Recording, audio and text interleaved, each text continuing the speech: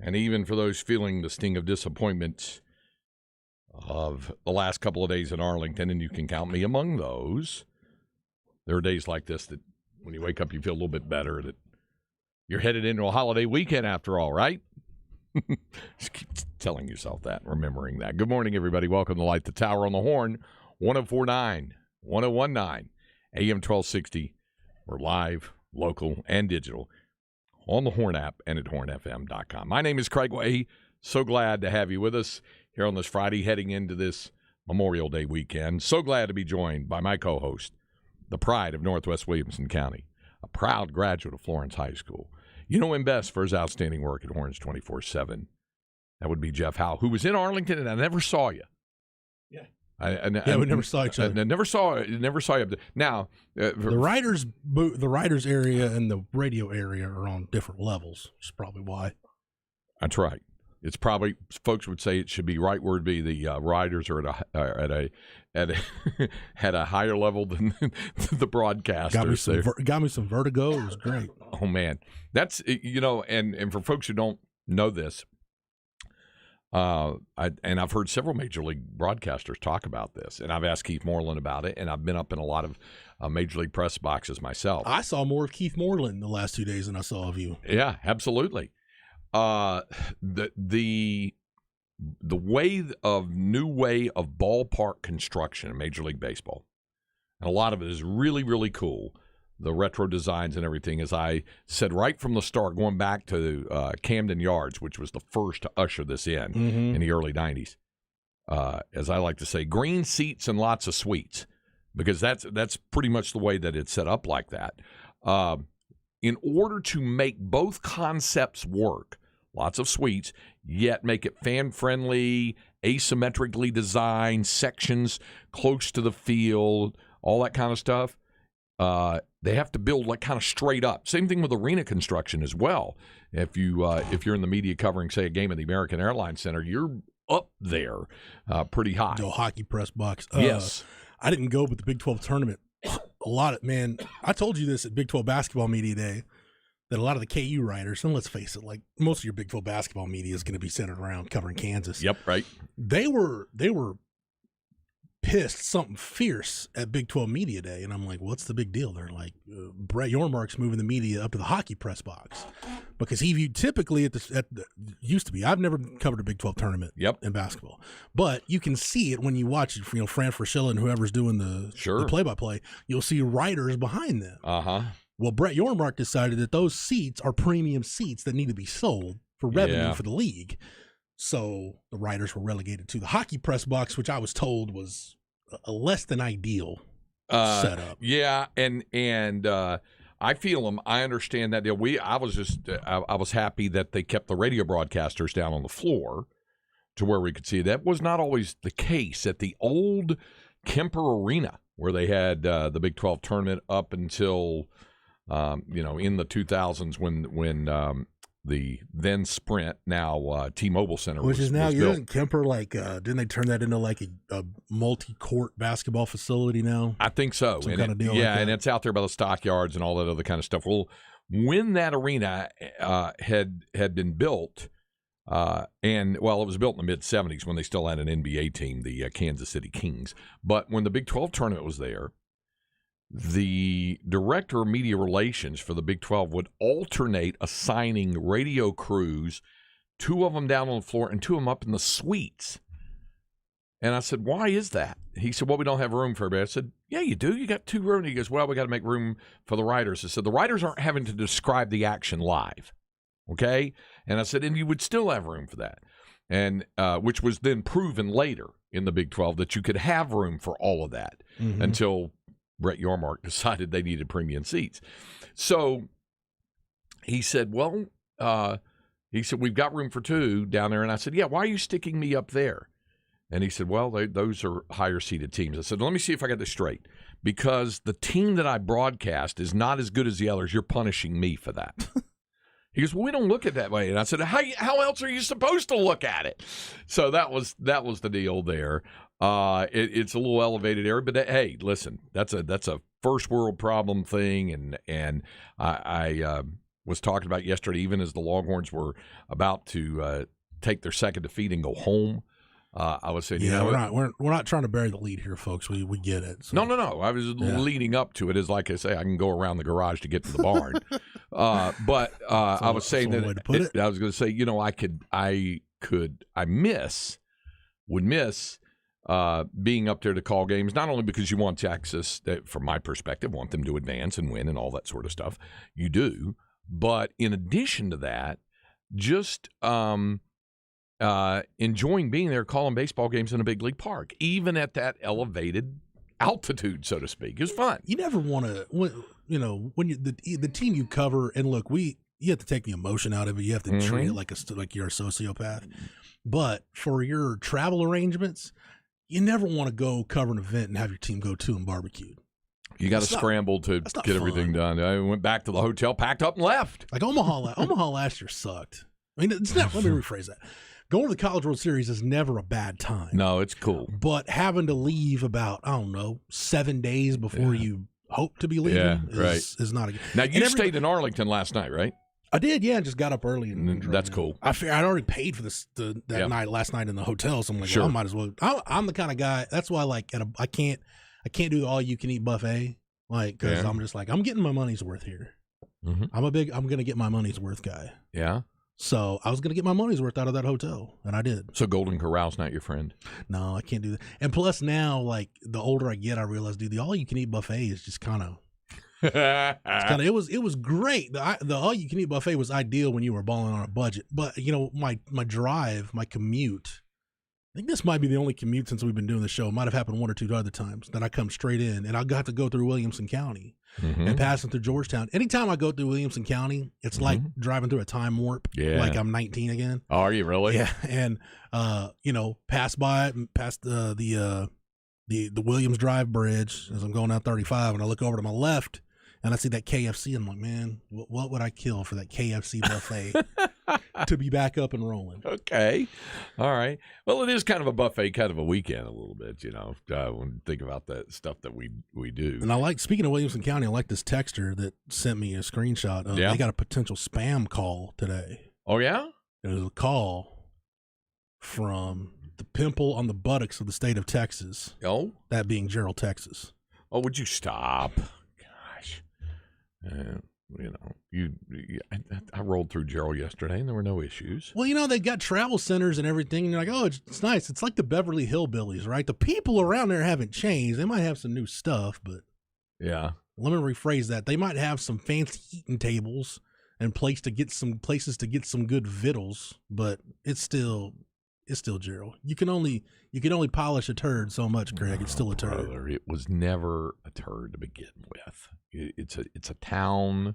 Just because it was your arch rival, it's not worth denigrating over that. In fact, folks could take the contrarian viewpoint and say they've grown at a much more explosive growth than your hometown of Florence. True, but at least my hometown, it's quaint. There's some charm to it over in God's country. There's not a whole lot redeeming about the evil side of FM 487. As State Highway 195 completely bypasses Florence. It can if you want to, or you can just take business 195. Yeah. That's how you know by the way, if you're a small town in Texas, that's how you know your town may be in trouble in the future. If you now have a business route. The business route, yeah. You're getting the business. See a lot of that out in West Texas, Craig. The business. You do. That's why I said that. Up in the Panhandle, there's a lot of business I-40. There through town, which used to be at one time Route 66. Went down there through Amarillo and stuff like that. So the more he talks about it, the more I'm convinced with regard to Gerald. Meanwhile, Purple Buffalo's daddy says, yeah, we're living rent free in your head there. Rent free. It is cheap to live in Gerald. I mean, you don't have to be a millionaire. I don't know. To live have there. You seen those developments on that far side? The east side of the interstate, there are new homes just explosively springing up all over the place. A lot of growth in Williamson County, all around the county, for that matter. There's a lot of growth going on there. My brother sent me a thing the other day that said Georgetown was the fastest growing city in the state and one of the fastest in the United States. It said, look out, Greg. I was like, no, I'm fine where I am. Hey, speaking of which, I like looking around the scenery in Georgetown and saying, okay, what's changed? And by the way, I still love the fact that you can see the old HEB off 35 and 29 that was the storefront for the Foodland and What's Eating Gilbert Grape. It's a little trivia fact. It's not going to be there much longer. I know. The new one opens end of next week. The one right there on University, kind of across the freeway. Makes me sad. To the right side. But hey, so on the right side of the freeway, though, I know. Trust me, folks. We'll get to Texas baseball. On the right side of the freeway, right where the San Gabriel River is, right when you get past Williams Drive, sure, they building like some high-rise condos or something. Yeah, over there. there's a lot of that stuff. That's what I'm talking about. Like, man, it's a thriving little metropolis over there off the banks of the San Gabriel. And yet you go east, and you're right back into the quaint town square and everything else. Going on out to Jonah. If you stayed on University Avenue long enough, past Southwestern and kept going, you'd eventually line up in Jonah and then in Taylor. By the way, speaking of the Ducks, we'll get to it in our Flex 30 update. Don't forget about Granger now. We're getting all of that coming up in there. All right. Purple Buffaloes, Daddy. No growth in Florence. Nobody wants to live in that, as he uses your word, turd, the T word there. So, Gerald is similar to Lubbock, basically a Trupp stock with a Starbucks. You haven't been to Lubbock in a while there. It's a lot bigger than you think it is now. It's like now that has nothing to do about whether you like it or not, or has anything to do with Texas Tech or not. The city itself is growing. So there's that. It has. Can I make this point about Big 12 cities? And I don't mean to offend anybody that went to this university. Okay, now, see, when you say that, that's the same thing as like in Talladega Nights where he goes, no offense, but Bobby, you don't get to say whatever you want just because you say no offense. Right. He goes, yeah, dude, it's in the Geneva Convention. I've had plenty of friends that have gone to Tech, and while the drive out there is it's a beating, Lubbock itself, I don't mind Lubbock all that much. I really don't. But I was thinking about this. I'm like, who would really, like, I've never met anybody that was like, yeah, I really want to go to Oklahoma State. That they're just dying to get to move to Stillwater and go to Oklahoma State. I think it's more about the school and the campus than the community, because the campus does have some pretty sights on it. It does, yeah. The red brick everywhere, yeah. But I'm like, I've never heard of anybody just like, yeah, I've got to go to Oklahoma State. That's really where I want to go. I know a lot of people who've graduated from there. Okay. They like the school. They don't necessarily talk that much about Stillwater. It's more about the school. Okay. I mention Eskimo Joe's, but they're mainly talking about the school. I guess I just need to know. I know plenty of Tech grads. I just don't know that many Oklahoma State grads. I want to get into that psyche at some point. Yeah. Right, what drew you to Stillwater, to that campus? I got you. You know what I'm saying? Like, yeah. Okay. All right. Okay. And so he said it's such a tired take that Lubbock sucks. I miss it all the time. See, that's what I was saying, you know. What's the name of that breakfast joint we go to? I forget. Is it the Pancake House? It's the Pancake House. Yeah. So simple. All I know is this, I've been there 3 or 4 times. There's some damn good pancakes. Yeah. So he said, y'all keep talking about the urban development of the area. I'm not sure that there really is much to get into about UT baseball. They got destroyed. Well, they did not play well, and they've got injury issues.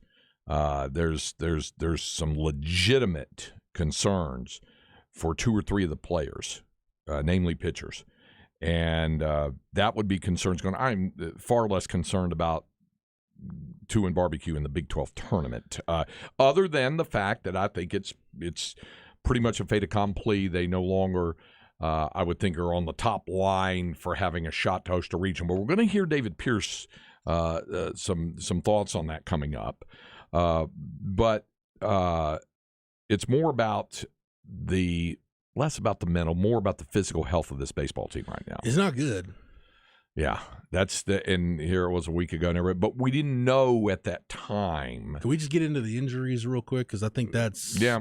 I mean, David Shaw left the game yesterday, and anytime you hear about a pitcher who's been dealing with some elbow. Remember, he missed some time, speaking of Stillwater and in Oklahoma State, and then he was out for, I think, 3 weeks. Yeah, been dealing with some elbow discomfort, and got to, what was he? He was like 7 pitches in yesterday. Wound up at 17, okay. but yeah, I mean, your point's made. Anytime, Tom Mendez, the trainer, comes out and he's gripping the baseball, anytime you see that, it's like, oh gosh, that's never anything good. So he's going to have an MRI today. I don't know if they had time to do one yesterday, but he's going to have one probably today.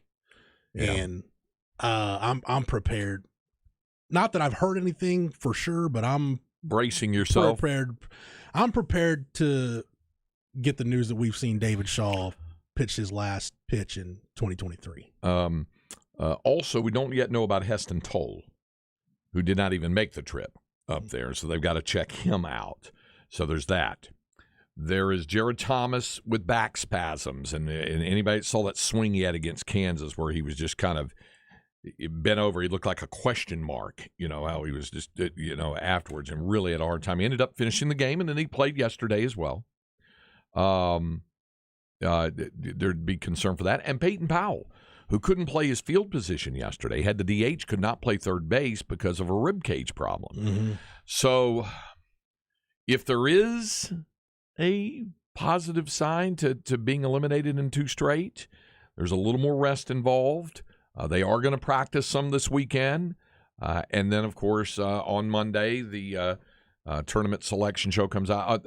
Sunday night is when they find out the 16 regional host sites. And again, I would say it's a long shot at best that Texas would host.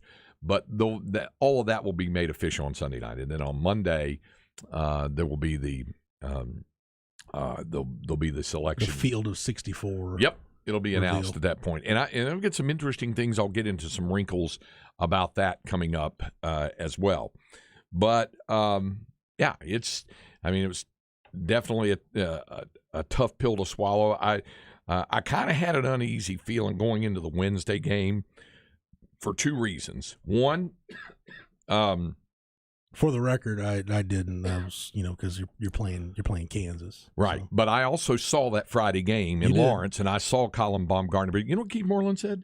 He said Colin Baumgartner is one of the top pitchers he thought in the Big 12. He's 7-1 now, and he was a Friday night guy, and he won some games over some good teams in the Big 12, and he was on again, and nothing real fancy with what he's done. It's the old thing, and I'm not comparing him. Say that up front. I'm not comparing him to Greg Maddux. What I'm saying is his placement, his location of an otherwise not real spectacular fastball, but well located, kept them off. Had a good changeup. So you had that. I saw that movie. It was 3 weeks ago today. I saw that up in Lawrence, and it was the same type thing. And yet the Longhorns did kind of tough their way through to tie the score. Yeah. At 2, and then you get into the 7th inning, and then of course you get to the 7th inning, and there's an out, and there's a base hit, and it wasn't a hard struck ball off Travis Staley, who had a 1-2-3 inning the prior inning. What hurt, I feel, what set up that whole inning was the next batter, Mike Kozuski, a 5-pitch walk. So now you got runners at first and second with 1 out. Chase Jans hits a ground ball that advances the runners. There's 2 down. The 5-pitch walk was what was damaging. Right? Everybody wants to talk about the decision to intentionally walk Cody Shojanaga. I think it's the only decision David Pierce had that time. If he doesn't walk Cody Shojanaga, who already had 2 hits and would have another hit later in the ballgame. He was batting .385, and he comes through with a base hit. Then, as a coach in the program, you're getting crucified. You got first base open, and you got a left-hander who doesn't hit right-handers well come on deck. What in the world are you doing pitching to that guy? So you walk him, then you get a 1-2 count afterwards on Jansen Reeder at the plate. This is the decision, and I asked David about this in postgame. This was the decision that I questioned. Because if you got a lefty coming up, you've got David Shaw ready in the bullpen, why wouldn't you go lefty-lefty? At that point.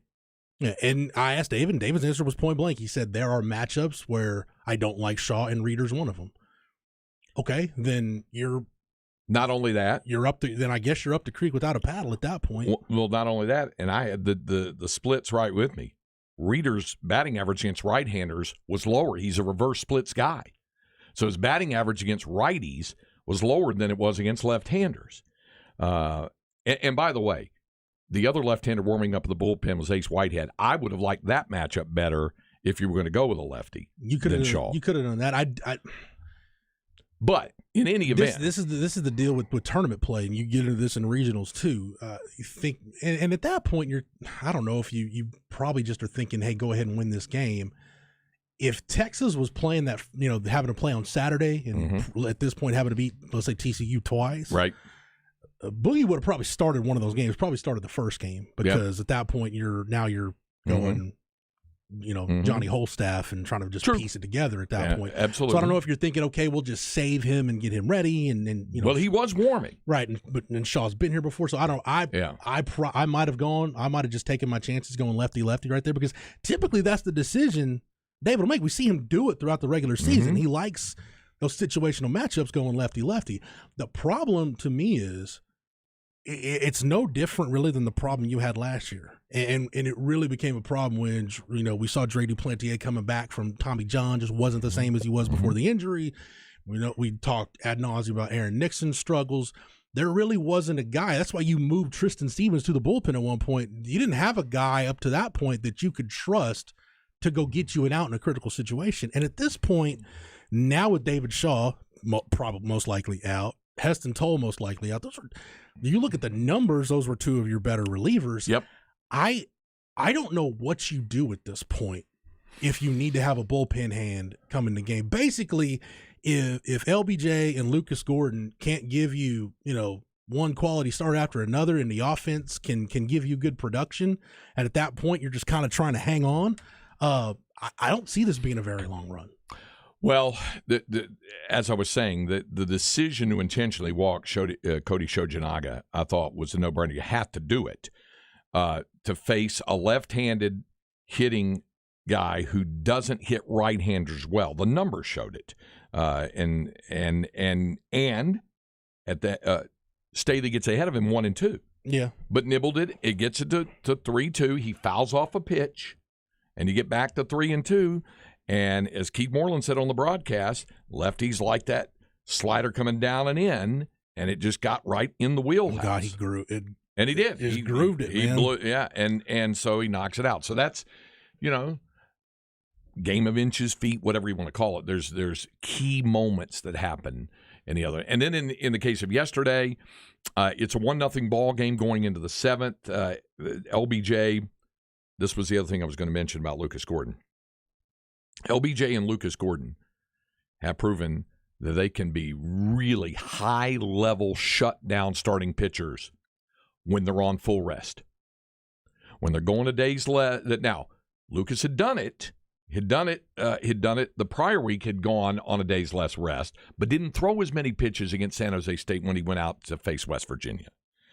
And I think the same thing with LBJ. So I think they both, hit the point where the gauge was hitting E for them. I mean, Lucas didn't have his changeup the way he normally did at the start, but he will always battle through, and he did battle through to get through 5 innings there.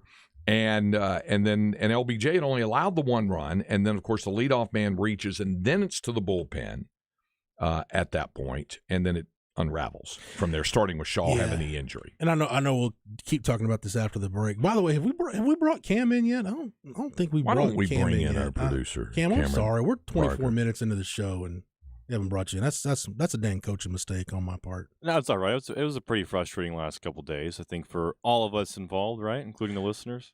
We're happy to see Dallas Stars stay alive last night. You picked the wrong game to go to. Exactly. To game 3 instead of game 4. I turned to my dad and I said, we went to the wrong game, didn't we? Cam picked the let's throw stuff on the ice and make the city of Dallas and his fan base look terrible. But no, my thing with the kind of big picture with this program, if I'm David Pierce, I try to figure out what the disconnect is with your bullpen. Because, again, a lot of the same issues that were going on last year are going on this year. So is it stuff you're doing in the off season and in fall ball that's not connecting? Is it, is it the kind of guys you're evaluating in recruiting? Is it that whole deal of, you can lead a horse to water, but you can't make him drink kind of thing? I don't know. I'm not at practice every day, but I think that's one thing you've got to figure out, where the disconnect resides, and figure it out and try to fix it, because something's off kilter.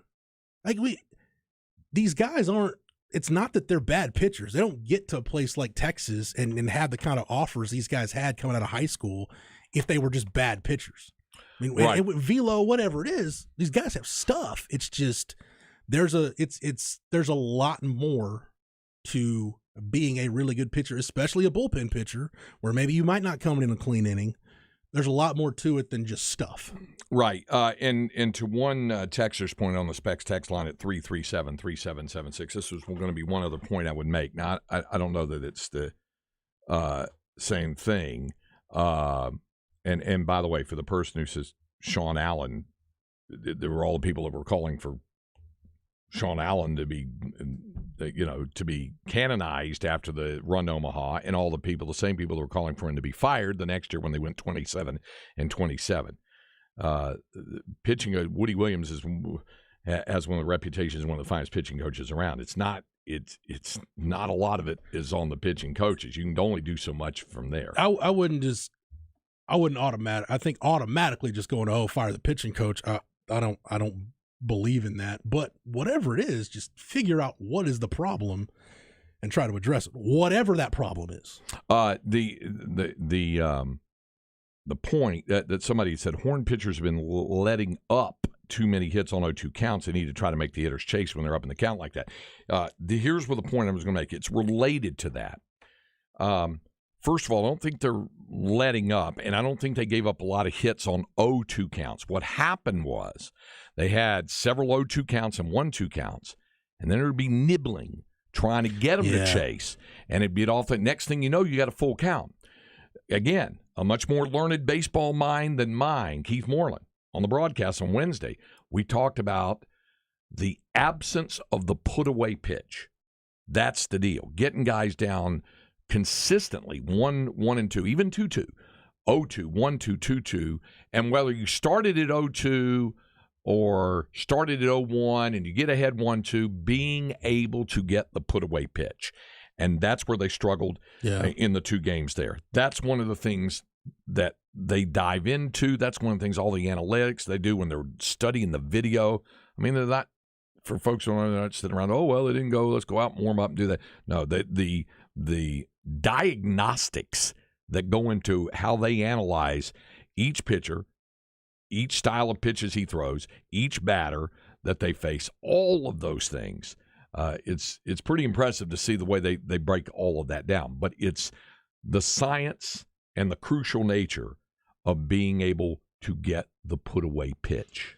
Yeah, it's just, man, it almost boggles the mind how the program went from, like, you go back to 2021. I was thinking about this yesterday, and you think about the way that bullpen was constructed, and you had some good hands in that bullpen, but you knew if you could at least get to the seventh inning, and with the way Ty Madden and Pete Hansen and Tristan Stevens had a great year that year, the way those guys were pitching, you get to the seventh inning, if you're an opponent, now you're dealing with Tanner Witt and or Cole Quintanilla. You get it to the ninth, and Aaron Nixon was as good as any closer in the country that year. Mm-hmm.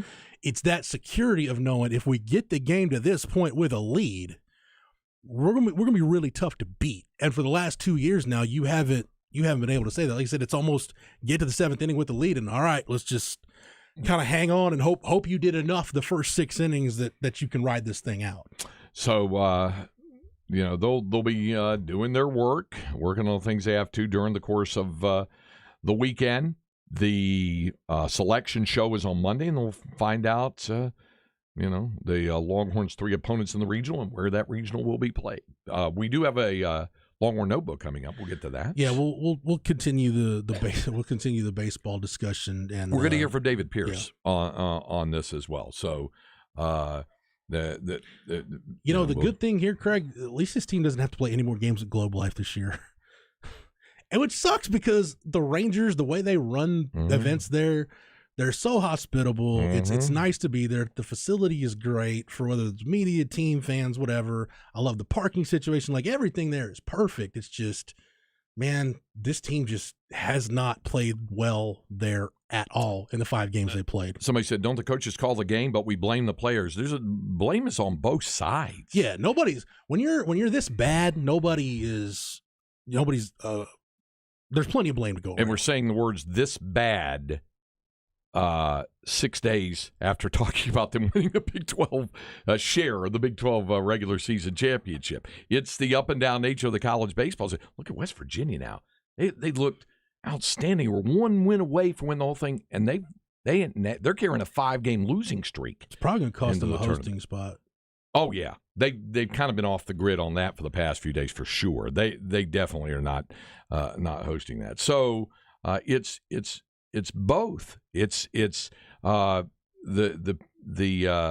pitches are called from the dugout, but the pitchers have the right to shake at any time and go to something else. And then the pitches that are being called are pitches that the coaches know that their pitchers are best suited to execute. So that's where the responsibility then does fall on the player to execute the pitch, because it's a pitch they either throw well or the best option in a given situation against a given hitter. It's multi-layered, and there's that kind of goes back to my point. If I'm David Pierce, I got to take a really long, hard look at where that disconnect is, what's causing it, and fix it. Because when you get that 2024 season, your last year in the Big 12, you can't have a third year in a row where your bullpen is just hanging on by a thread.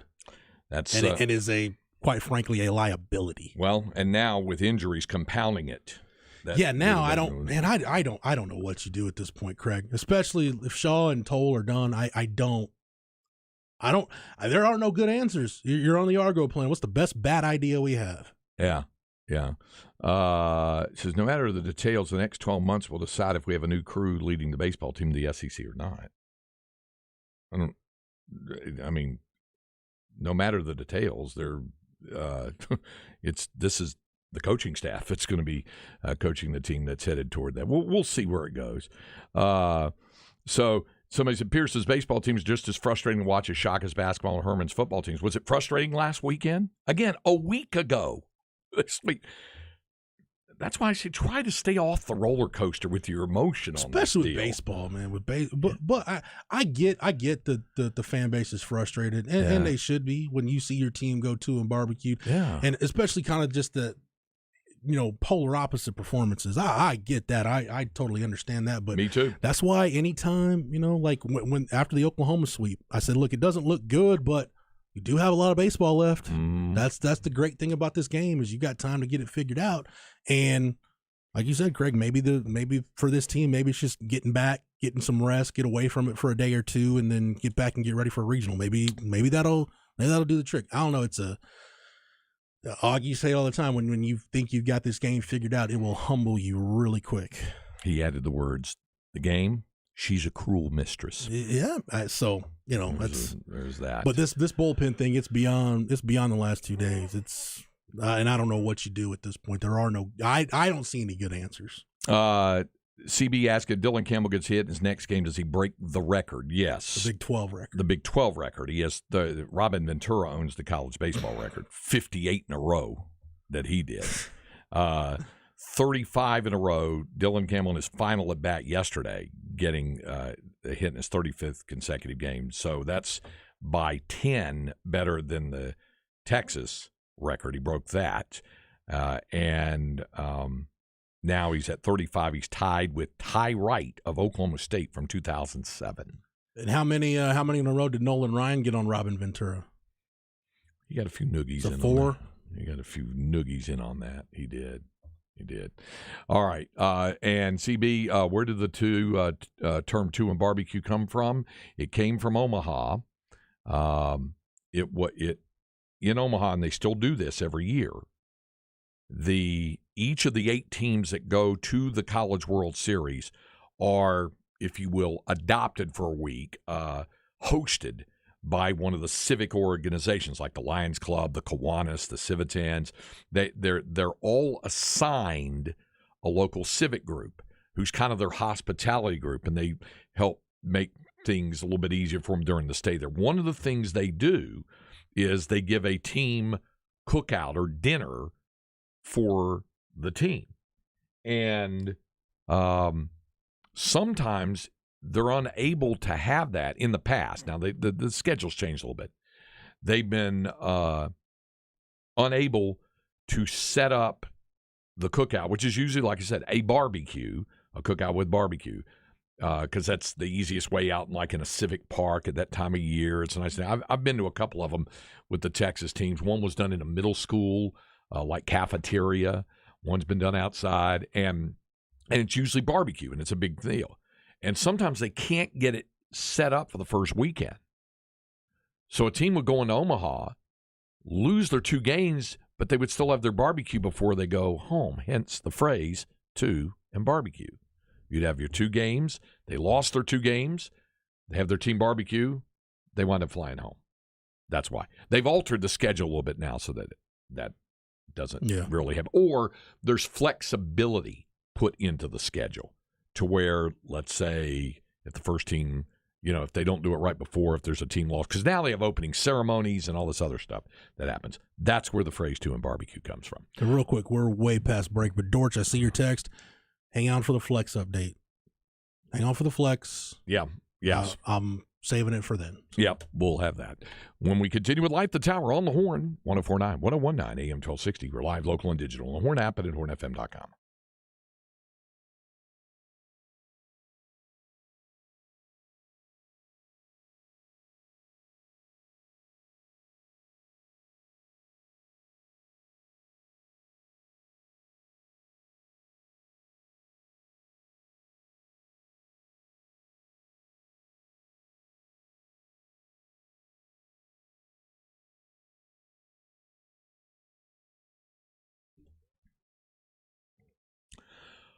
Hope you're enjoying the holiday weekend. And if that enjoyment includes watching your favorite team or sport on television, let me just say I hope that you're enjoying the experience of doing that. If it's not as fulfilling as you want it to be, then you need to be in touch with our good friend Tom McKay in Audiovisual Consultations, because Tom and his staff can work with you within the framework of your vision for your den or man cave, living room, family room, patio, whatever, to help set up the home entertainment system of your dreams. And if that calls for 75-inch HD TV, Sonos sound equipment, they have all the equipment, the technology, and the expertise, and they're going to work within your budget as well to make sure that works for you. Check them out on the web at avconsultations.com.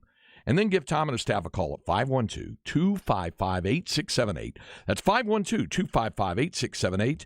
Let Tom McKay and Audiovisual Consultations help you realize the home entertainment system of your dreams.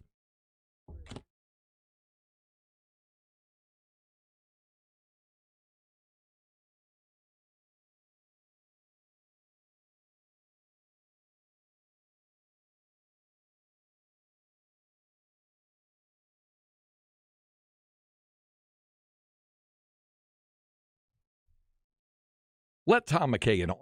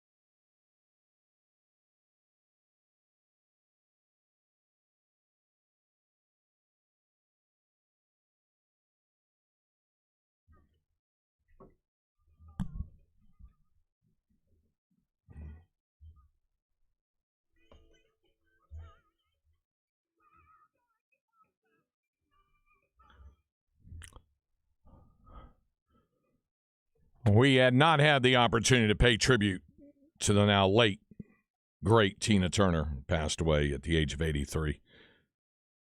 But definitely one of the outstanding entertainers and rockers as she passed away this week. Got a lot of things to get to. Jumping in right now into our Longhorn Notebook.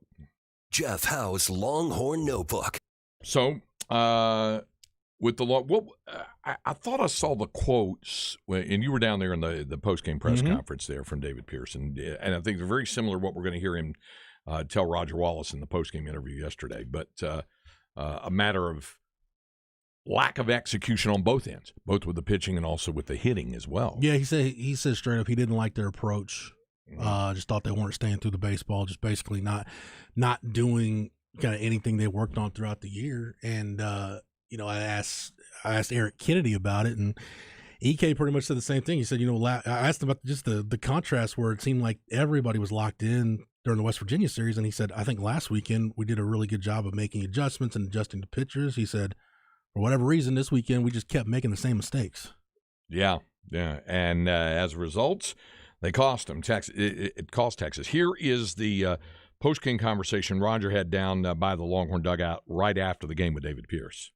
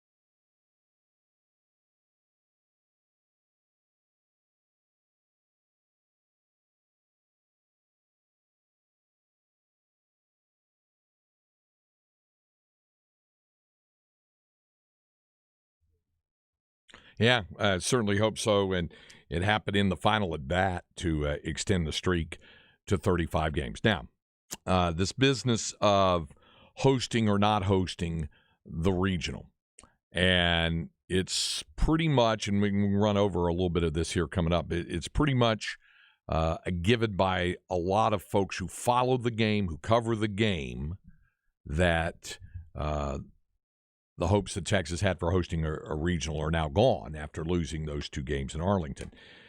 David Pierce does not agree, and you would expect the head coach not to agree, but he said this is a statement that he said before the Big 12 Conference tournament, before they even left town for the Big 12 Conference tournament, when Texas was already projected to host a regional and two of the three big projection sites on that. And he felt that his team had merited the right based on their performance during the course of the regular season. So again, the question put to him, Roger Wallace asked him after the game also his thoughts about it, and Coach Pierce said, yeah, he still believes his team is deserving of and merits the opportunity to host a regional.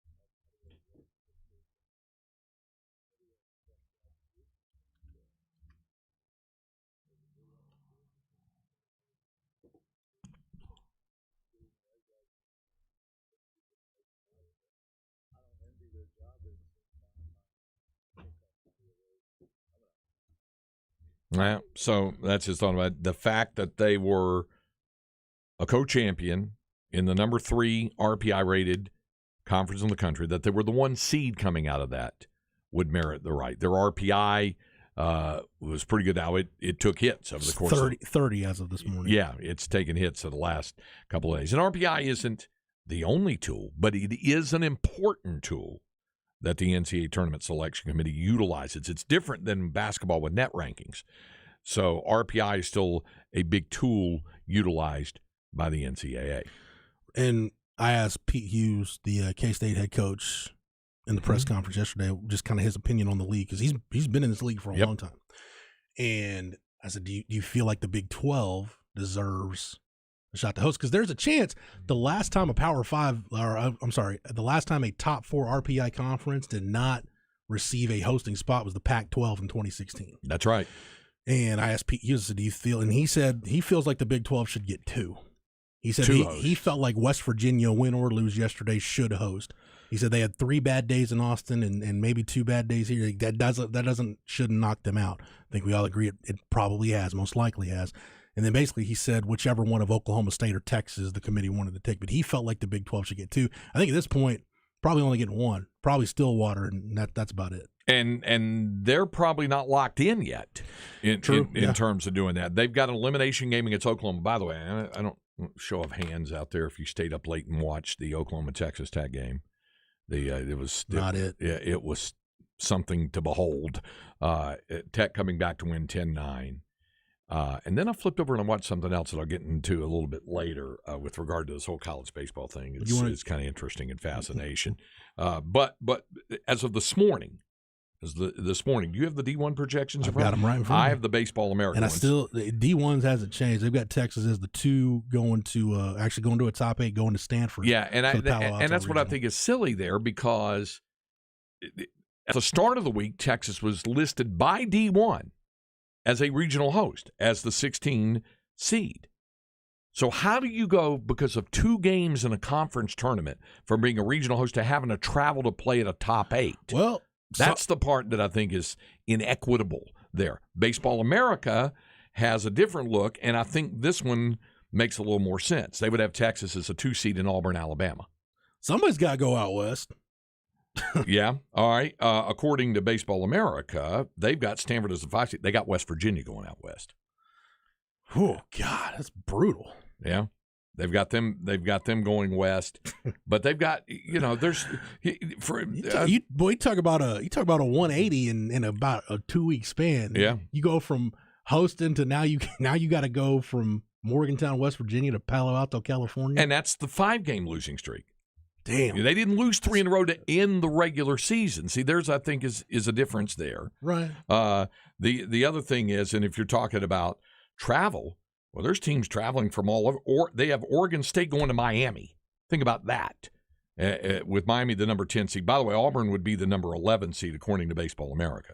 D1's got Auburn as the 11 seed, with North Carolina going to Auburn as the 2. Yeah. So anyway, there's, those are a couple of those regional projections as well. For what can we say about those projections, except at least it ain't Fayetteville. No, it's not. Baseball America has Arkansas. They've got Oklahoma State there. D1 has DBU going to Fayetteville. They've still got Oklahoma State hosting. Okay. Still the Stillwater Regionals, Oklahoma State, Oral Roberts, A&M, and USC. Okay. And how about this one? This is in Tuscaloosa, according to Baseball America. They got Alabama, the 1, Dallas Baptist, the 2, TCU, the 3, and Samford as the 4. Okay, so Tuscaloosa for D1 is Bama, Alabama State, Southern Miss, Arizona State.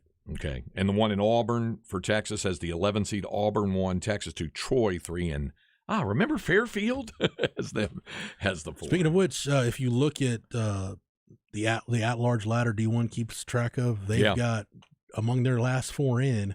Mm-hmm. Oklahoma and Kansas State are now among the last 4 in. Yeah. They're both in need of wins, especially Oklahoma after the last time. But Kansas State, too. A win today over Kansas would get them to 35 wins. It doesn't help them much in RPI. And I would think they would probably have to take at least one, if not both games against TCU. Unfortunately, I think my Bobcats are done for the year. they're going to have to put it this way. If Texas State gets into the tournament as an at-large, they will have mightily earned it. Today or tonight, they got to play Louisiana, who already beat them once in this tournament. So they have to play them in an elimination game. Then they'd have to beat Coastal Carolina twice tomorrow, the 7th-ranked team in the country. What does D1 have Coastal as a seed? What the are they? number 9 overall. Same thing here. And by the way, here's another team traveling coast to coast. In Conway, South Carolina, they have Coastal Carolina the 1, North Carolina the 2, USC, not South Carolina, but is in Southern California, the 3, and Maine is the 4. Does anybody at Baseball America own a map? Well, you know what? There's weird stuff that happens like that with the committee. You know, I get it, but that old thing about 450 miles, the regional thing, that doesn't really hold anymore. They, especially if they own a map, you know, why would Texas be going to Palo Alto? Like I said, somebody's got to go out west. Can you just make sure it's not 3 time zones over? Yeah. So, hey, in the immortal words of Tex Schramm, who, when it was revealed that the St. Louis Cardinals were moving to Arizona back in the mid-'80s, and they were going to stay in the NFC East, and Brad Sham asked him on the show, asked Tex Schramm, would it make more sense for the Falcons, who were in the NFC West at the time, for Atlanta to go to the NFC East and the Cardinals to go to the NFC West? One would think. Tex Schramm's answer was, well, once you get on a plane, what difference does it make? God, you're on an airplane and you're flying. It's kind of true, yeah. You know, what difference does it make? So, anyway, that's there it is. All right, when we come back, hey, it's inconceivable time. It's Friday. So what does Friday mean, Cam? Flaccidity. We're going to reach for that low-hanging fruit, baby. There it is. We've got a Florida man story along with some others. That's next when we continue with Light the Tower on the Horn, 104.9, 101.9, AM 1260. We're live, local, and digital on the Horn app and at hornfm.com.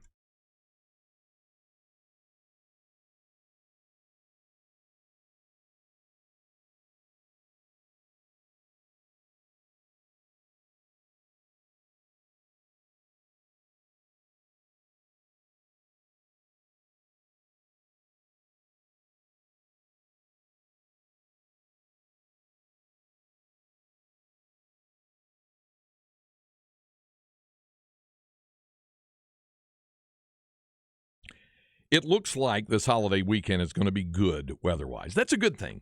It's not always the case. You know, sometimes we can have severe storms, and if that happens and you're concerned about the condition of your roof, well, remember that Divided Sky Roofing and Solar is outstanding. They do great roofs, but they are also a full-service solar company. Now, we're about to get into our hottest season, and we all know that's when the higher power bills start arriving. So why not be prepared and save money this summer with a new Timberline solar shingle roof? Or maybe you already have a solar system, but you don't have a backup battery. Well, then you'd be wasting money. With a backup battery, you're able to use all the power you make instead of giving it back to the power company. John Hardy and his staff are solar experts. They can repair and service your existing solar system. The other roofers you hear about are just selling you a solar roof.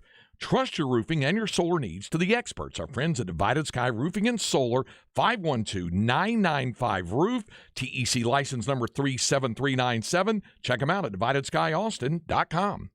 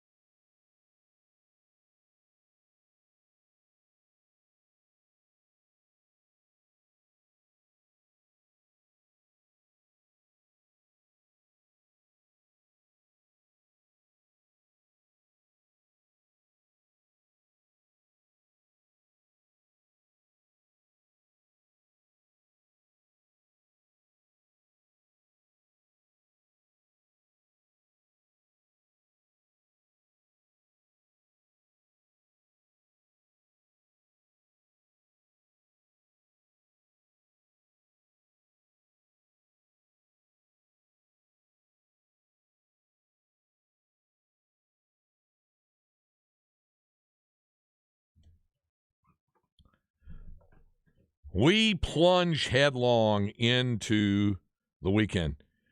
Going to start it off with a pot story for you. Marijuana? Yeah. So Marijuana's for bad. those of you who were into the 420 holiday last month, who are involved with, what is it? Rod likes to say the sticky icky. Drugs are bad. He likes to say that. You should know that an infectious pathogen inside of California's pot farms is attacking cannabis plants and growing invisibly for months, only to spoil a crop just as a farmer is ready to harvest. Scientists believe that it's in nearly every pot farm in the state of California and could be causing billions of dollars in damages to the national weed economy. So the ganja's tainted is basically what you're saying. It's called hop latent viroid, HLVD. Ew. It shrivels pot plants and reduces how much weight they produce by as much as 30%. It also sounds like something you'd contract if you stayed in a certain unnamed city in northern Williamson County for too long. You know what? It also destroys the amount of THC that a plant produces, greatly reducing what kind the of fun value. is that? Yeah. So, just be on the lookout for that sort of thing. Cameron, you writing all this down, making sure that's not going to ruin your weekend or anything? I think I'll be okay. Okay. All right, that's good. I'm just looking out for you. That's good. I appreciate it, though. Thank you, Jeff. That's what I'm here for. Speaking of chemically affected things, we all remember Jose Canseco? that happened 30 years ago today. The fly ball that went off his seriously? head in Cleveland. Yeah. Wow, that was a total shot in the dark when we mentioned Jose Canseco. Yeah, 30 Good on me then. 30 years ago today in Cleveland, fly ball doinked off the head over the fence How for a was he home to run. deal with, by the way? He was an interview delight. Man. Think about it. His tell-all books One of and my stuff. favorite He's players always as a had something kid, to and say. I should have known something was going on, but dude, all I cared was this dude can hit like 500-foot home runs. He loved talking to the media. Mark McGuire, not so much, but Canseco did. He really enjoyed that. Jose leaned into the bit. I'll give him that. Yeah, he did. Okay. We all remember what happened, or at least a lot of us are older. Cam wasn't alive for it at the time. Chernobyl, right? The nuclear. What year was that? Is that in 80? Like 86? Yeah, I think it was. And we remember what happened there. Well, for decades, scientists have been studying animals living in or around the closed Chernobyl nuclear power plant to see how the increased levels of radiation affect their health, growth, and evolution. You got like mutant raccoons now or what? Not far from it. Not from it. Jeez. Dogs. 302 feral dogs living near the power plant, and compared the animals to others living 10 miles away and found remarkable differences. Animals of all kinds have thrived in humanity's absence there, but they're a lot of them are bigger and kind of more feral and ferocious looking and faster, and radiation is speeding up natural evolution. Got an idea. Yeah? Hear me out. It's crazy enough to work.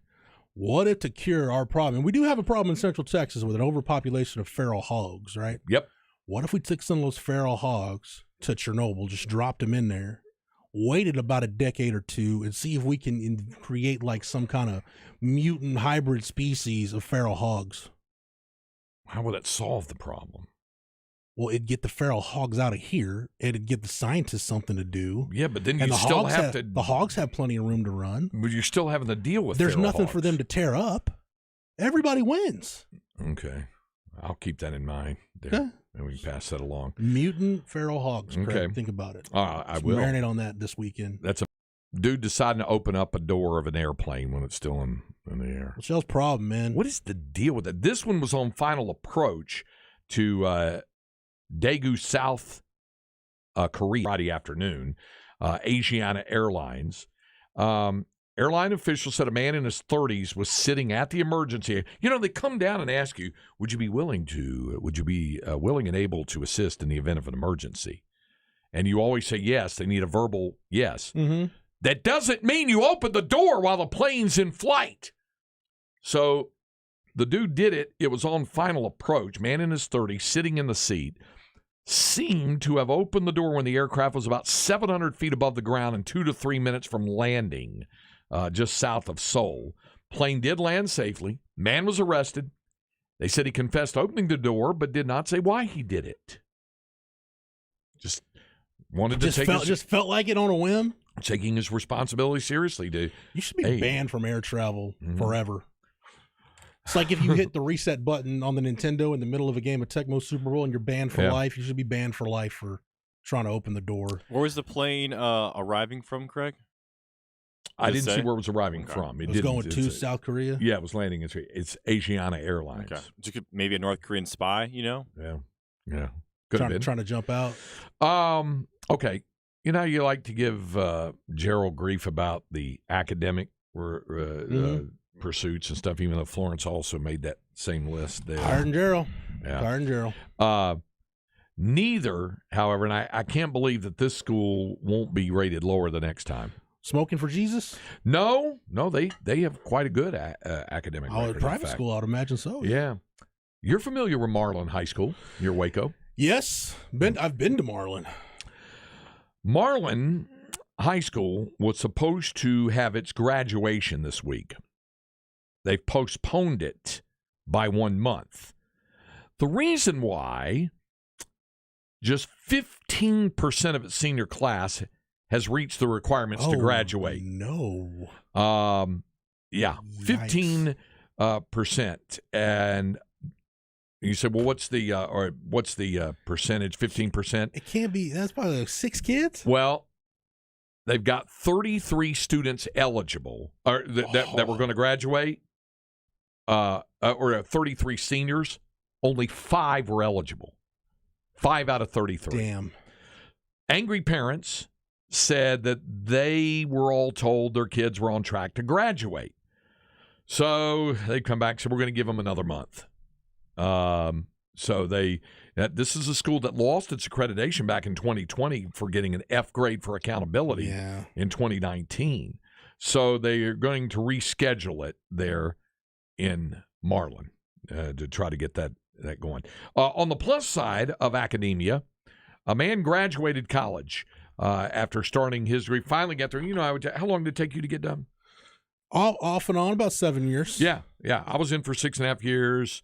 I'm going to have a 6-year senior this year, that kind of deal. Jason Wade's taking his COVID year this year. Yeah. So here's a guy that's graduating with his biology degree, which he started at Princeton, and he's finishing it 54 years later. Good for him, man. Yeah. Good Actually, for him. it's the University of British Columbia, and he'll get his Bachelor of Arts degree today. He is now 71 years of age, is the gentleman, Arthur Ross, and so he's going to get that. He beat the slowest time to graduate in the world, according to the Guinness Book of World Records, Robert Cronin, who began a biology degree at Princeton in 1948 and graduated in 2000. So that was 52 years. He beat it by 2 years. He's a Guinness record holder as well as a college graduate. I think that's so cool, man. When people you get later in life, and whether it's you need it for a job or you just want to finish, break the tape. I think it's so cool. And finally, we have your Florida man story today. Omar Gutierrez, age 32, charged with 1 count of attempted murder. Really? Yeah, he was arrested at home this week after authorities say he stabbed a roommate in the neck. Multiple deputies responded to this call, single-family home, northwest Gainesville, Florida. Victim called 911 reporting he'd been stabbed. 2 deputies forced entry in the home where the stabbing victim was on the floor bleeding. The suspect was still inside the residence. Yeah, they found the guy. He was in a cat costume, a onesie. See. That's the Florida man part of it going out there. He was in a cat costume, a onesie. Go do yourself a favor, kids. Go look up the George Carlin bit between crazy people and insane people. Yeah. That's where this guy crosses the line. There it is. Florida man in cat costume arrested after stabbing roommate in the neck. It's in this onesie, big. It looks like a spotted leopard costume. They said a cat costume. So that's your Florida man for your Friday. That's your inconceivable for Friday. And we have hour number 2 of Light the Tower coming up on the Horn, 104.9, 101.9, AM 1260. We're live, local, and digital on the Horn app and at hornfm.com.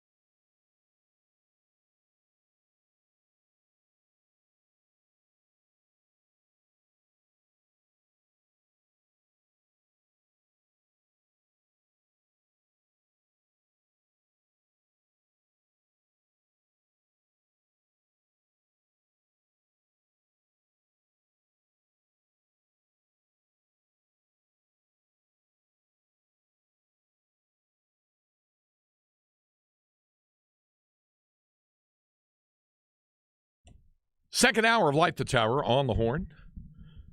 Craig Way, Jeff Howe with you. Our producer, Cameron Parker. So, can I just mention something on the Marlin deal again? Yeah. 5 of 33 seniors. 5 eligible to I don't graduate. want to disparage anybody in Marlin, but I can't imagine that, like, if you were valedictorian or salutatorian, that your grade point average was all that high. But you still get top 10%. You get automatic admission to any public school in the state still. Mm-hmm. It's a scary proposition. The best story I ever heard about that sort of deal. The top 10 bit. Yeah.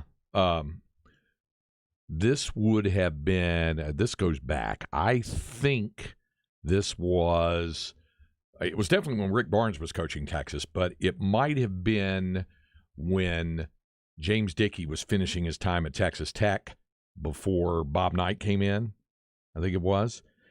And it's a name I haven't had to think about in a while. James Dickey? Yeah. Well, Craig, we had a good ball club. We were hoping to be able to beat Texas. He was a good dude. Good dude. I always enjoy visiting with him. But his last game, I think Tech won 7 ball games that year. United Supermarkets Arena, then United Spirit Arena, had just opened. And it was a day game. And Texas went in and beat them pretty soundly or whatever.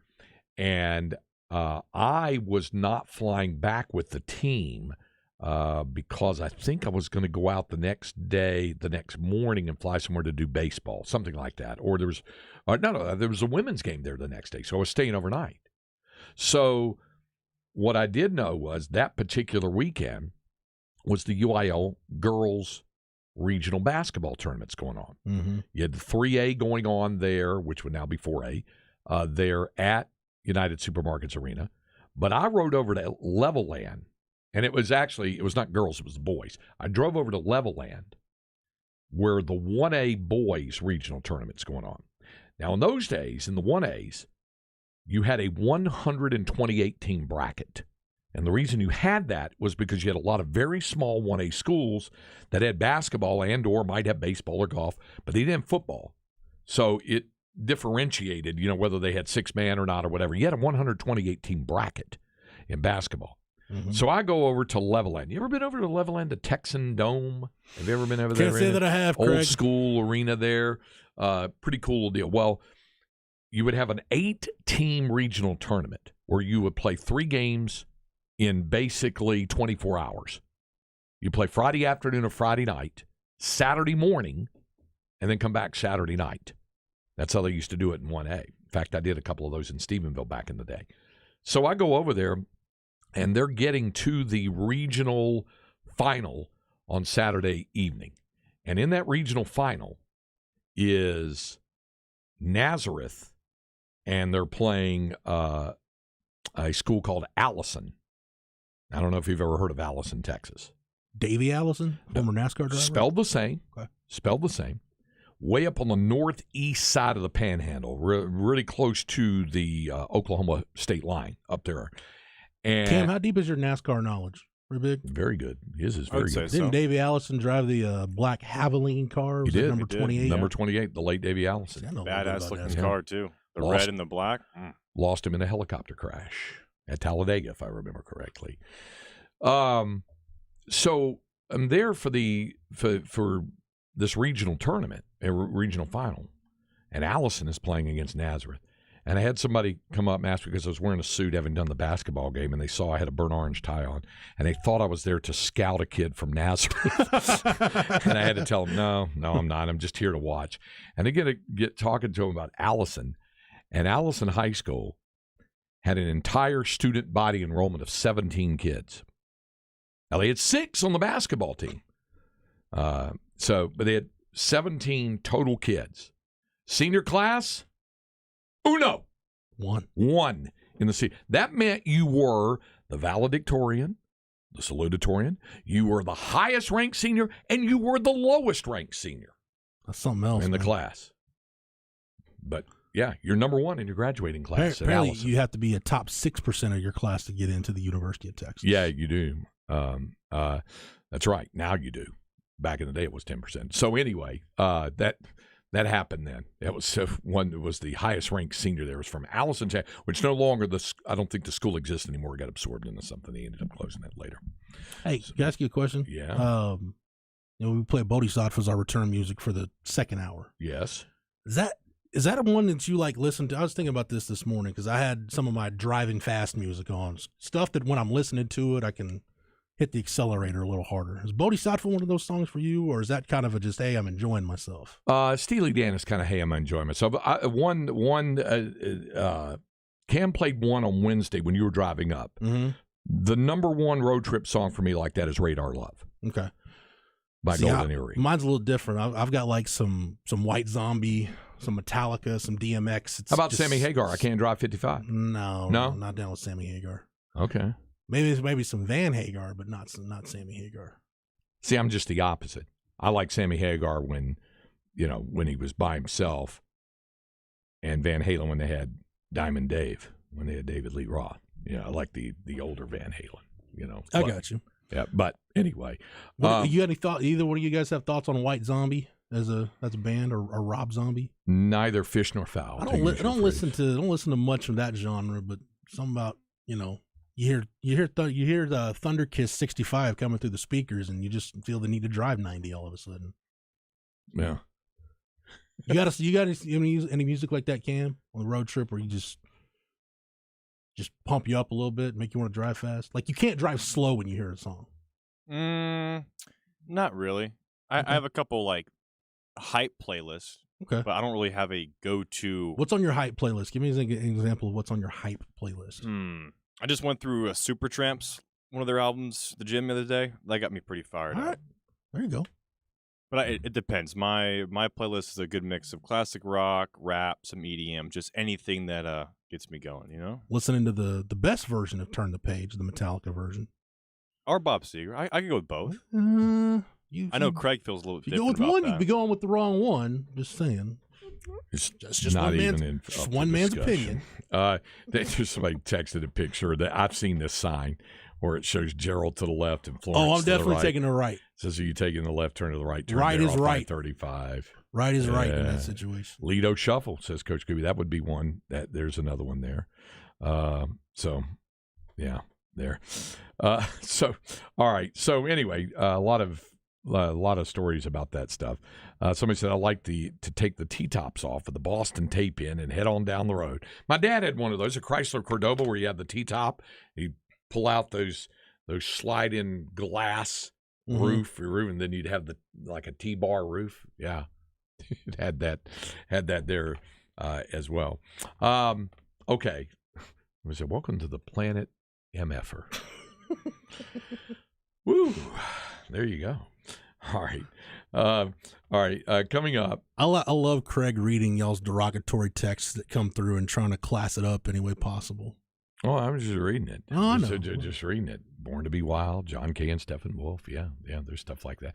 All right. I want to hit the break a little bit early. When we come back, we have another Longhorn Notebook. We'll talk some baseball and some regional projections and some other oddities, things that happen with the college baseball scene. Got also have a little basketball update. Okay. And got to get to some football as we prepare for the SEC spring meetings. Yeah, that's just around the corner. This is Light the Tower on the Horn, 104.9, 101.9 AM 1260. We're live, local, and digital on the Horn app and at hornfm.com.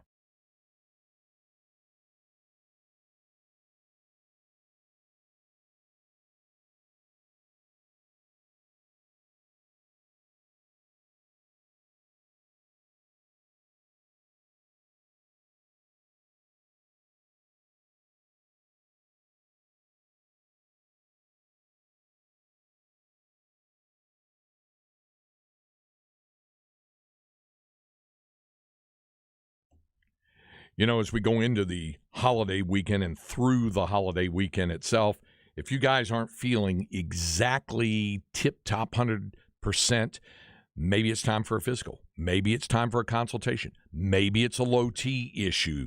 Maybe it's a weight loss issue. Whatever that issue is, Total Men's Primary Care can help you. After all, they are the doctor's office just for men, and you can schedule an appointment and be seen.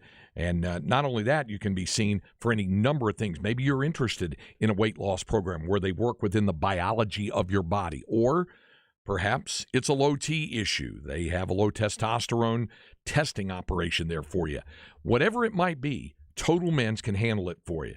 Just go to TotalMens.com, click on that big yellow button where it says book an appointment, and then you make that appointment for yourself and be seen that same day at any of their 20-plus Austin area locations.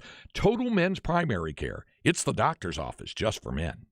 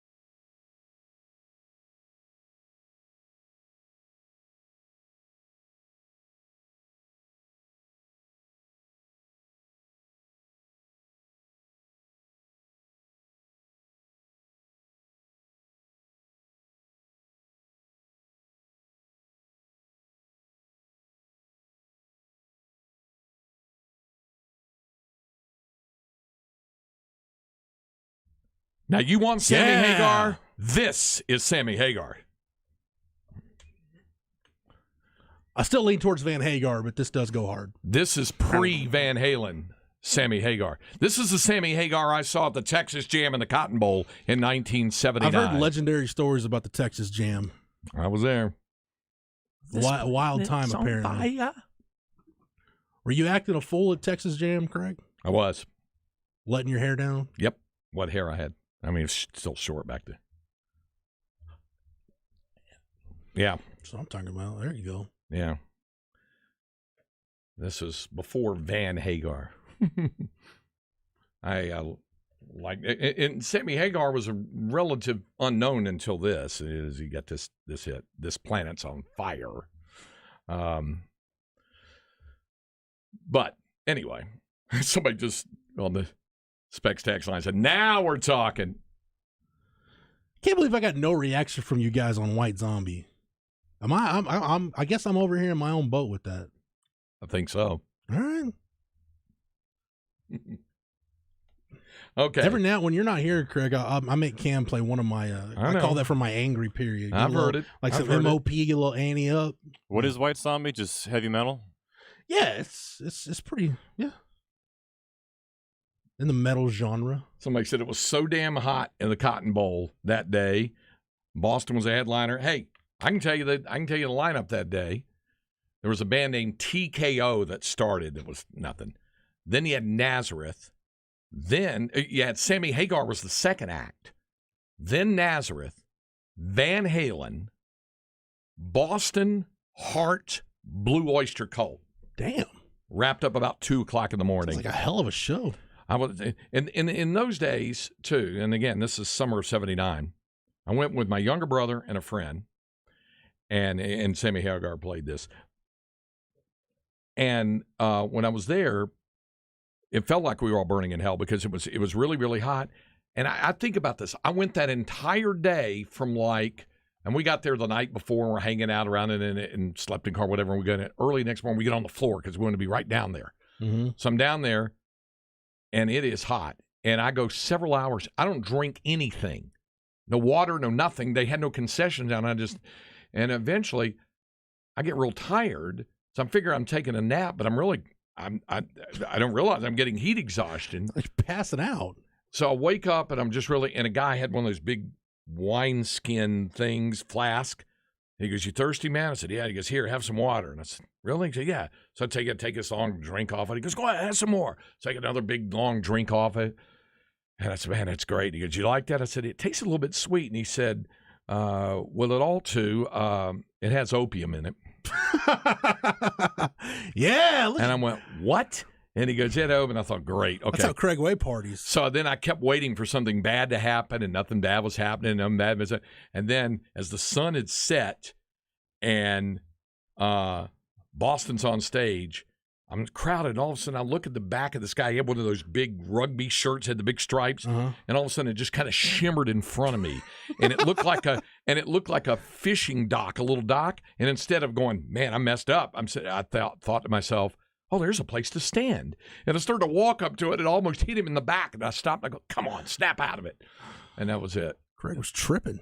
Yeah, I was that day. Texas Jam, 1979. Glorious, Stayed all the way through that Heart and then Blue Oyster Cult.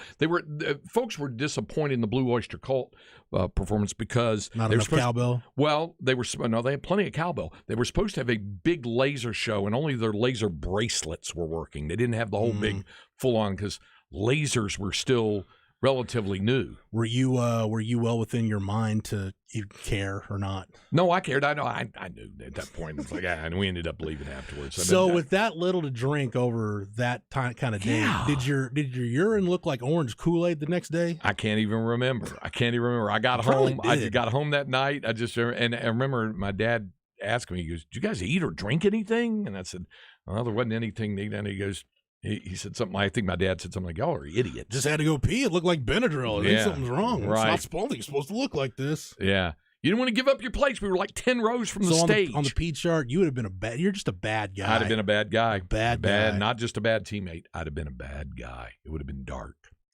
All right, let's move to our Flex 30 update.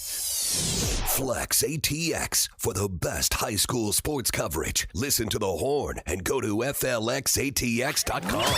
Flex 30 is brought to you by Brain Vault. Brain Vault is a revolutionary and patented mouthguard that has been proven to help reduce the risk of concussion. Visit brainvault.com and join the movement.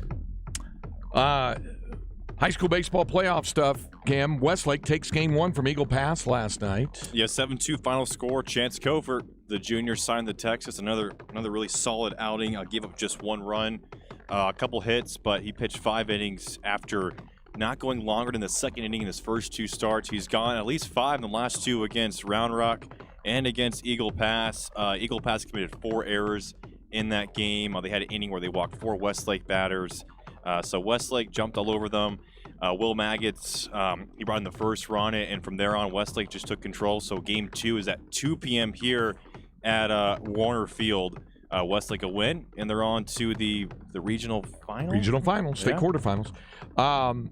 Also a winner, Rouse, taking game 1 from La Jolla Palmview, and they won that down in, say it with me, Jeff, Jourdanton. And they won that down in Jourdanton. Yeah, make sure you say it right. Game 2 today, and if necessary, a third game that will follow, are going to be played down at Coastal Bend College. Ooh. Now, I know somewhere it was listed as in Corpus. It's not in Corpus. It's in Beeville. It used to be B County College. It's down in Beeville. So they're going to be at Coastal Bend College as the Rouse Raiders in that best of 3 try to advance to the quarterfinal. How about the Taylor Ducks? Yeah, Taylor Ducks keep on rolling. Number 10 team in the state in 4A, a 4-2 victory over Spring Hill last night. Ducks keep on rolling. We got some texts coming. There's a lot of support for the Taylor Ducks that are on the Specs text line. Absolutely. So Chris Perez got the win last night. Shout out Perez. 6 2/3, just 2 runs, 5 strikeouts. And Taylor, game 2, I believe today, Craig, will be, if I can pull it up real quick, Quack Attack at Midlothian, Okay. 2 p.m. Yeah. Game 3. Spring Hill is over by Longview. It's right over by Longview. I'll turn my mic on. So there's your Try to act like Game 3 would follow, if necessary, 30 minutes after the conclusion of Game 2, which would be the same thing for Westlake, because it's a little bit of a draw. same thing for Rouse also. Yeah, in La Jolla Palmview. Yeah, same deal. All right, there you go. Oh, one more tidbit. Oh, yes. Yes. A football vacancy has been filled. And as our friend Greg Tepper would say, my alma mater, Craig, has joined the dark side. Uh-oh. Florence hired Robert Draper, who was at Liberty Hill for a while, a long-time Liberty Hill assistant. Most recently, the offensive coordinator at Marble Falls. So, the slot T is coming How about to that? Northwest Williamson County. Yeah, where he was running it for our good friend Brian Herman. Yes. So, congratulations, Coach Draper, everybody out in Florence. That's something I want to go see how that slot T experiment's working. From one set of purple to the other. Yes. As he goes there. Well, All quick right. update, Craig. I was wrong. Taylor Spring Hill Game 2 will be Saturday, tomorrow. Okay. So a day off, and then Game 2 tomorrow, 30 minutes after that if the Game 3 is Somebody's needed. got graduation. That's probably why they're taking the break, I would bet.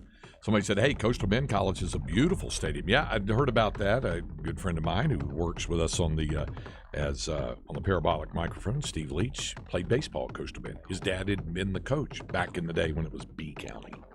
All right, so there we go. There is your Flex 30 update. Time now for our second hour Longhorn Notebook. Jeff Howe's Longhorn All Notebook. right, before we get to baseball, just a couple of quick updates. One, and we'll be tracking this next week because I'm expecting some kind of ruling or decision to be made. It does seem, Craig, like the support for a 9-game SEC schedule, at least at the outset of Texas and Oklahoma joining the conference, is dwindling.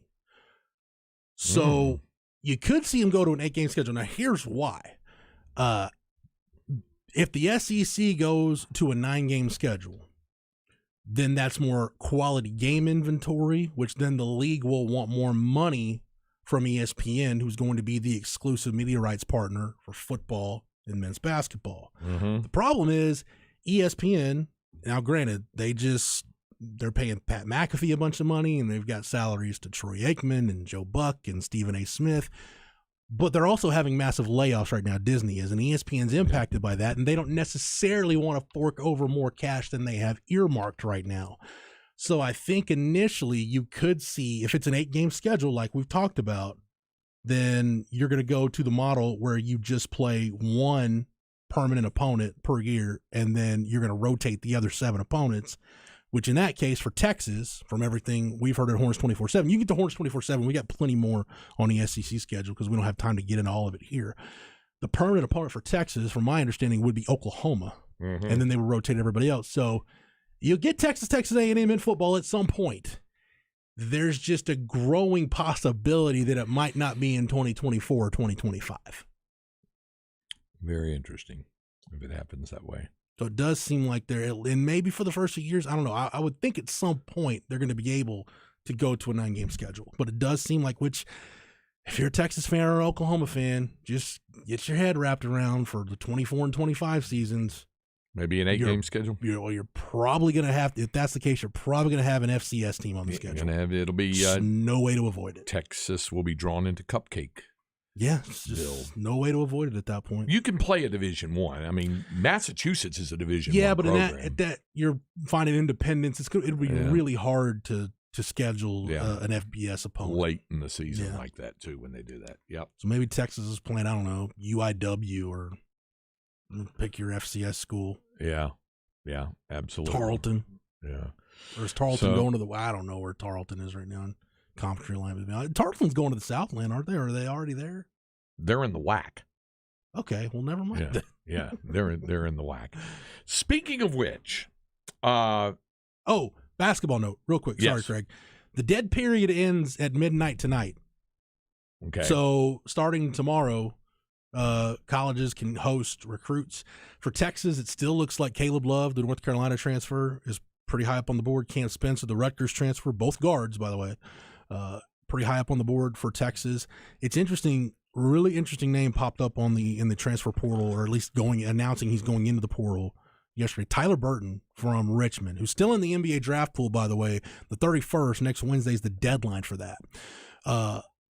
It's been reported by a couple of different outlets that Tyler Burton, when he goes into the portal, right, really 6'7" wing, really talented scorer for Richmond. It's been reported, Craig, that he's going to go into the portal with a do not contact tag, which means one of two things. One, either he already knows where he's going, or two, he only wants contact with certain schools. In other words, he doesn't want the flood of schools contacting him. He'll basically, don't call me, I'll call you, kind of thing. So it could be one or the other, but I can tell you Texas was doing due diligence on him yesterday, has been doing due diligence. Could see something there, but I think over the next 24 to 48 hours, we'll figure out where things are, including if there is a no contact tag, what exactly it means. Okay. So with regard to your deal about the SEC scheduling, somebody said, I don't understand why they can't go to 4 pods of 4. That means you'd play the same 3 people every year, and then from each other pod, if they had a 9-game schedule, so every 2 years everyone would get to play everyone. The way I understood it is it doesn't work, the pods with the 3-team rotating with 16 teams in the league. Yeah. There's 4 teams per pod, but remember, you're playing 3, and that it doesn't work in a 16. That's the way I had it explained to me. I think it was about a year ago, around the SEC meetings last year, where it was everybody reported coming out of that deal that pods were off the table. Yep, that it wasn't going to happen that way. So, yeah, we'll continue to follow it and see why it see what would be there. With regard to Coastal Bend, somebody said Sinton played there last night, lost 1-0. Adrian Allen, he said they left 12 runners on base. Hopefully that was just game 1 there for Sinton, for Adrian's team. Their APD number 1 about my deal with the Texas Jam said championship levels of dehydration. It really was. So, yeah. And Bruce said, can the real Craig Way please stand up? I was 18 years old at the time. I didn't even know. Craig, as you get into an advanced age, if you start having problems that require a trip to the urologist, blame it on Texas Jam. Yeah, 1979, June of 79. It'll all get traced back to there. Yeah. Fortunately, I haven't had that issue. And somebody else pointed out, Sammy was with Montrose. He was never able to sing for much more than an hour. Yeah, because he was driving it. Listen to some of the music of Montrose to hear some good rock. Yeah, that's very true. With regard to baseball, and again, we'll find out, obviously, on Monday morning what the regional release is. We'll find out Sunday, right? We'll find out who the regional hosts are Sunday. Yeah. That's for sure. So it'll be Sunday night. Those will be, and I think that's just going to be a crawl across the bottom of the screen, probably in a softball telecast, a super regional. I think softball it was telecast. An online deal last year. They did it both. They did a dual release on that. So there's that. So you'll probably find out on that. Jeff mentioned D1 Baseball did update their regional projections, but the updated ones still list Texas playing in Stanford as the 2 seed, with UC Santa Barbara the 3, and there's somebody they know, San Jose State as the 4. These updated ones, for example, shifted Kansas State from Gainesville, Florida to Kentucky. See, and again, there seems to be more logical flexing about with the 3s than the 2s. The 2s, there's a lot more heading out west or heading east or whatever with regard to that. And in the Baseball America projections, as we said, they've got Texas in Auburn, Alabama. The ones to continue to watch during the weekend to see, you see teams like Kentucky and Alabama that took losses. Auburn is listed is where Texas would be in that one. Now, you also have to keep an eye on bid stealers.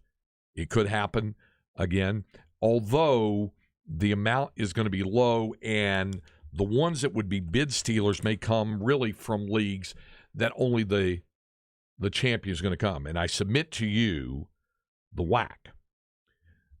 Grand Canyon won the WAC by 1/2 game over Sam Houston because they played one less conference game. They got a rain out, and they had one less loss than the Bearcats. So they were the 1 seed. Sam Houston was the 2.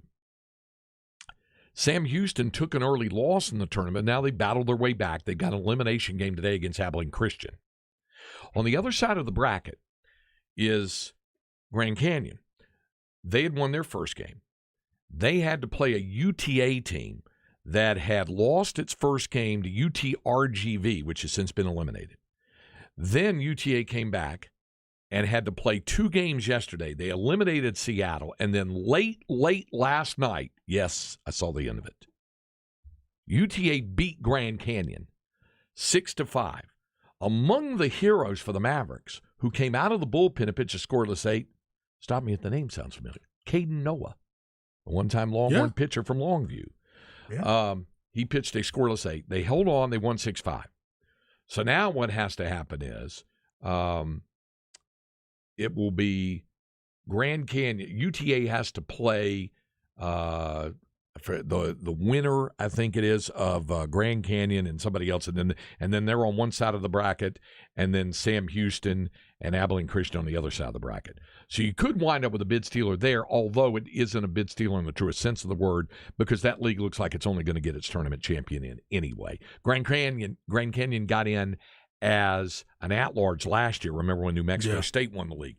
Doesn't appear that that's going to happen this time around. What about the Missouri Valley with Indiana State? Yeah, that would be a bid steal. Well, Missouri State is a team that if they were to win it, then that would be a bid stealer. They were right on the cusp for a little while ago, but probably, yes. Indiana State's going to get in regardless. Okay. They're listed as a host right now on D1. Now, if they wind up not winning the Valley, then they're probably going to, they're not going to be a regional host, but they would still get in the field. So I think you keep an eye on that today. Yeah, Missouri State, Murray State, by the way, in that semifinal in the Missouri, they're underway right now. They started at 10. Yeah. And then Dallas Baptist is still rolling along in the Conference USA tournament. UTSA is done. It's a shame for them because they had it rolling for a while. They're not even going to be. They kind of suffered the same fate that Texas State has been suffering down the stretch. Mm-hmm. Texas State's still alive, but they've got to win some more. I think if they were to win against Louisiana tonight and then beat Coastal twice to get to the Sun Belt tournament final and play like a Troy in the tournament final or Southern Miss, then they might have a shot to get back in on the at-large if there isn't too much bid stealing going on. But they definitely got to win at least 3 more games, and the pitching is starting to get a little lean now. Can I say something positive for Texas? Yeah. Right now, I do like the fact, and when you get into regional play, especially if you're in the position Texas is with your staff, your starters and your bullpen, just your pitching staff being what it is right now, especially if no Heston Toll, no David Shaw, you're losing two good bullpen hands.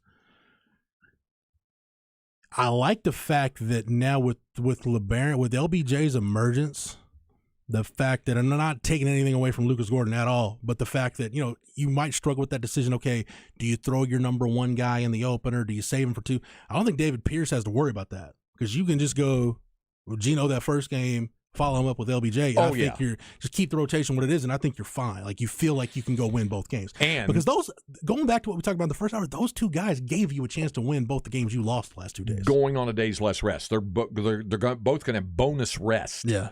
For the regional, 2 extra days, and that's where I like their chances with Lucas Gordon in game 1 and LeBaron Johnson in game 2. I do. I think but it's you got to stay in the winners bracket, not just because of your bullpen situation.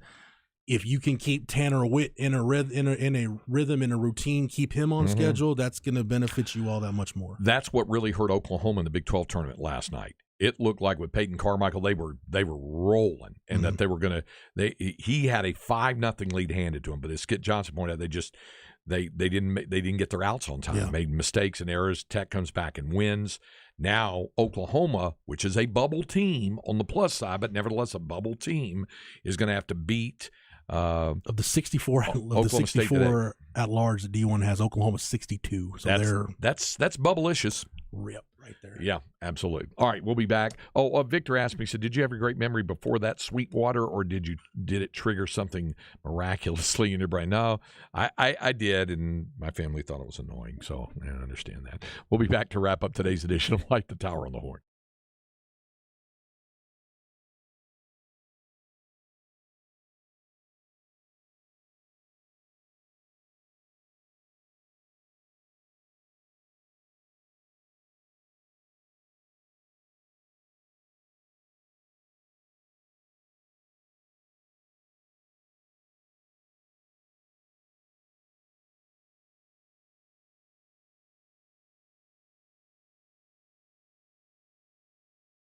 Everybody's got their various plans for the Memorial Day weekend. My plan is going to involve enjoying my home entertainment setup that Tom McKay and the folks at Audio Visual Consultations set up in my house. You can get the home audio and video setup you've always wanted right now. Just give them a call, 512-255-8678. That's 255-8678. Audio Visual Consultations. They keep the latest smart TVs and Sonos audio equipment in stock. When they come over to your house, you don't have to worry about buying mounting hardware or anything extra. Seriously, they will take care of everything you could possibly think of to install the home entertainment center you've always wanted. They can get the job done.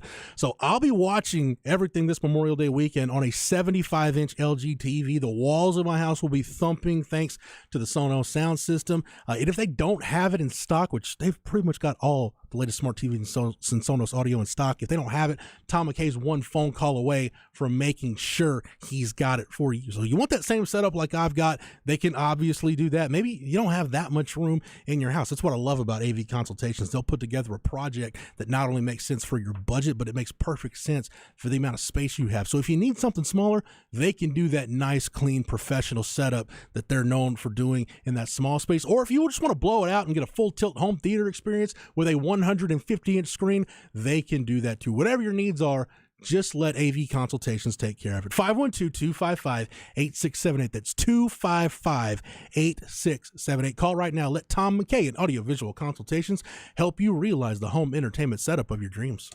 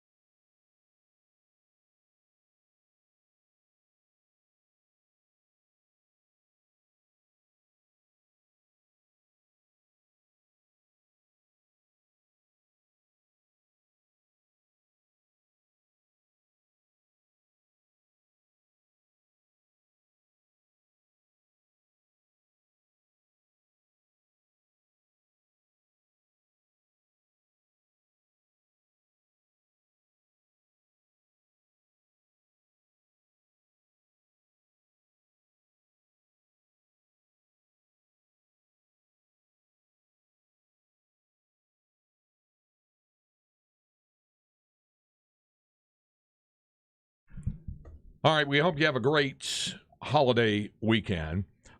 Jeff, just looking really quickly here, if you had your choice of any of the 16 regional sites and do not include Texas and said, okay, you could go there to cover the Longhorns in that regional, which one would it be? Give me two options. Either give me, as crazy as it sounds, Baton Rouge, Okay. so I have a good time there. Or how about Boston? Boston was on mine. The other for me was going to be either Charlottesville or Conway. Baton Rouge is the food, let's be honest. Yeah. It's- Conway's Myrtle Beach. True, yeah. It's pretty good there, too. All right. Wherever it is, we'll find out. And we hope you have a great and safe holiday weekend. For Man Behind the Glass, Cameron Parker, and for my co-host, Jeff Howe, I'm Craig Ray. Thanks for joining us. Chad and Zay are up next. We'll visit with you Tuesday, next time on Light the Tower on the Horn.